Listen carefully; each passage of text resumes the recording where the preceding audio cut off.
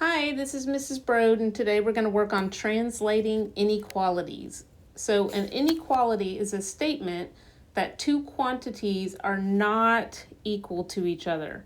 So, we've been working with equations up to this point with the equal sign where both sides had to be equal. So, now we're working with quantities that are not going to be equal. And they are compared by using one of the following symbols. We could use this symbol and we would say that A is less than B. Now, if you remember back from last year, you had to graph inequalities. So if it was less than, then that point would not be included. So you represented that on a graph with an open circle. Then we've got less than or equal to. You see that little line underneath? That means it could be equal to, A could be equal to B, or A could be less than B. So because it could be either, you would represent that with a filled in circle on the graph. That means that point could be included, or it could be less than that. Then we've got greater than, and we would say A is greater than B, again, open circle. And then greater than or equal to, so A is greater than or equal to B. We've got the filled in circle. So this is where you have to be really careful about the phrasing. So we're going to look at two different statements and figure out the difference between the two. For the first one, we've got 15 greater than X and 15 is greater than X. So the only thing different is one word, the word is. But let's look at how that changes the phrase. So 15 greater than X, remember that greater meant addition. Than was a turnaround word, which means you were adding 15 to X. So we would write this X plus 15. But we add that one little word is, and now it's a comparison. 15 is greater than X. We would compare the two. 15 is greater than X. We would use that greater than sign. So that one little word makes a big difference. So let's look at the next one. Very similar. 15 less than X and 15 is less than X.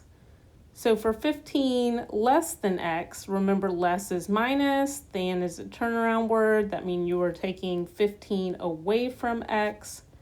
So it would be X minus 15.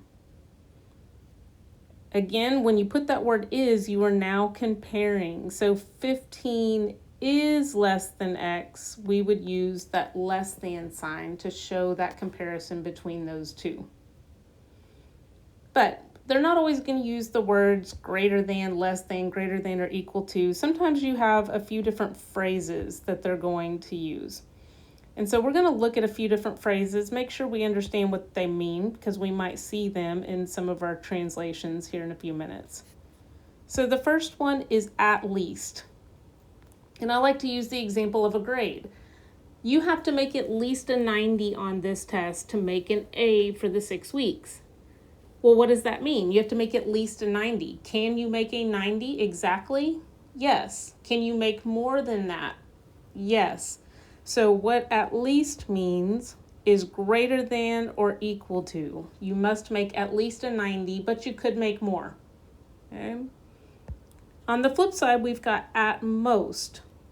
So if I said, I'm going to give you $10 to go to the store, you have at most $10 to spend. That means you can spend the entire $10, or you can spend less than that.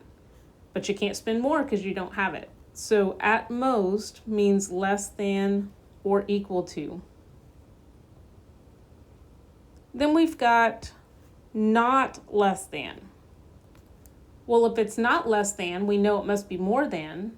But could it be equal to? So when it's not less than 50, it could be 50 or it could be more than 50. So this is another greater than or equal to.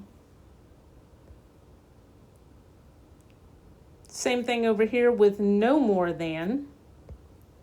If it's no more than 50, it could be 50 or it could be less than 50. So that is a less than or equal to.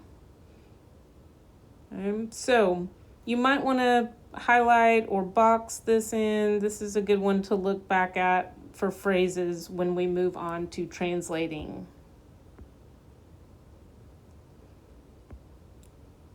So when we're translating inequalities, and notice it doesn't say we have to solve them. Right now we're just translating. When we are translating inequalities, it's always good to highlight or to mark different words that you see that might be important to this translation. So I'm going to read through and see what we can find. 6 more than a number is greater than. Okay, so we see the word more than and we see the word greater than, so we can't have more than one inequality.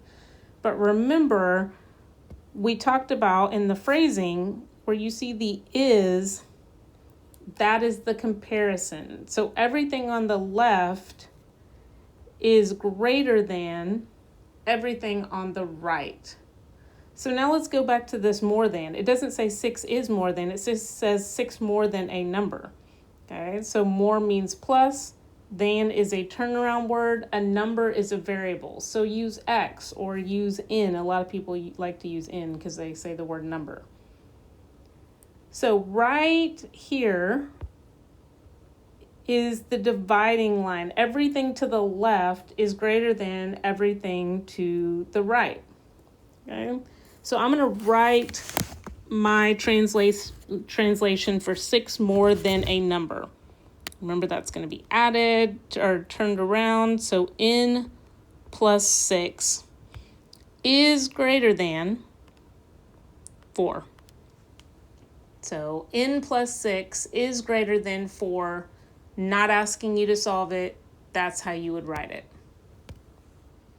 Okay, so let's look at some important keywords for number 2. 5 times a number is less than 6 more than 4 times a number. Okay, that's pretty wordy. So what I always try to do first is figure out where is this symbol, where's the inequality going to go? And it's going to go right there where that is.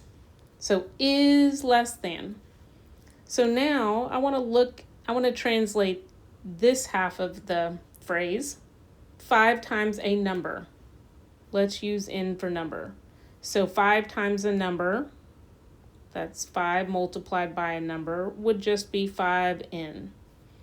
Is less than, we know our symbol goes right there. More than, more means to add. Than means the 6 is going to come at the end. 4 times that number. So we have to take 4n, 4 times n, since we used n originally, and then we have to add 6 to it. So notice how I marked that all up so I could see where's the center of this inequality. That usually makes it a little easier to work in smaller chunks. And then I would have to go back and use that terminology that we learned in a previous lesson.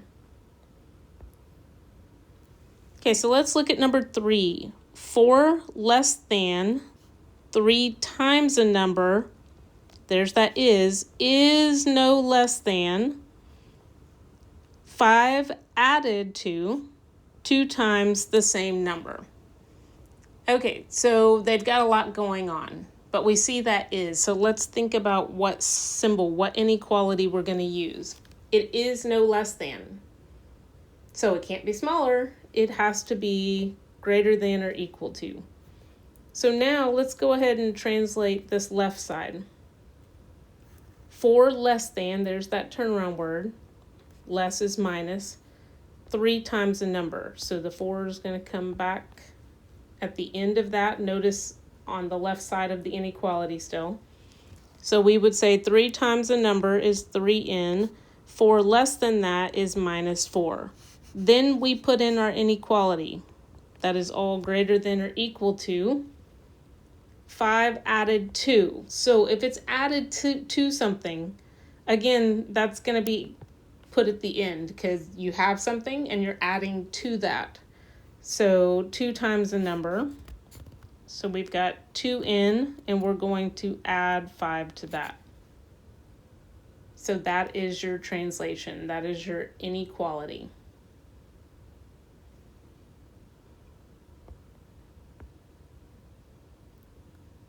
Why don't you try to work through number 4? Go ahead and push pause on the video. Mark it all up, see if you can figure out what this inequality would look like, and then push play when you're ready to continue.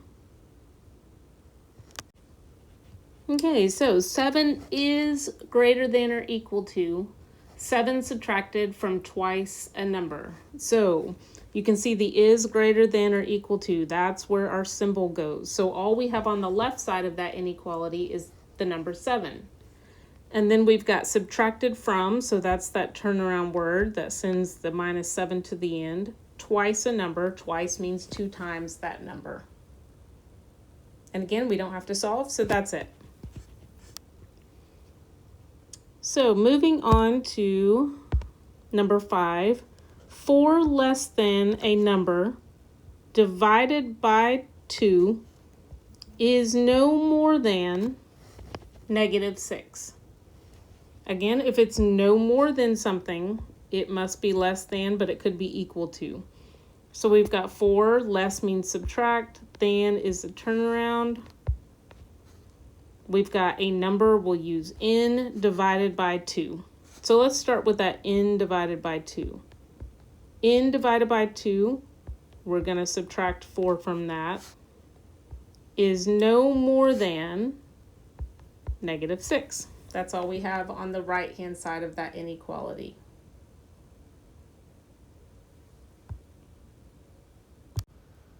Okay, so for number 6, we've got a word problem. So let's read through this, highlight some things. The average of 2 tests must be 93 or higher to get an A in the class. Brandy got an 88 on the first test, which inequality represents the score she must receive on her second test to get an A. So the key word here is the word average. Remember, average is where you add all the numbers together and then you divide by how many you have. So we're going to have to show that average. And we know that we want a 93 or higher. So everything on the left, all of our tests, has to be greater than or equal to 93.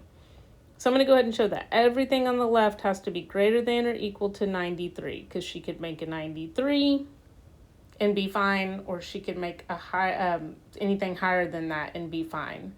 So we know what she got on the first test, 88, but we don't know what she got on the second test. So we will represent her second test with a variable x or n or whatever you want to use.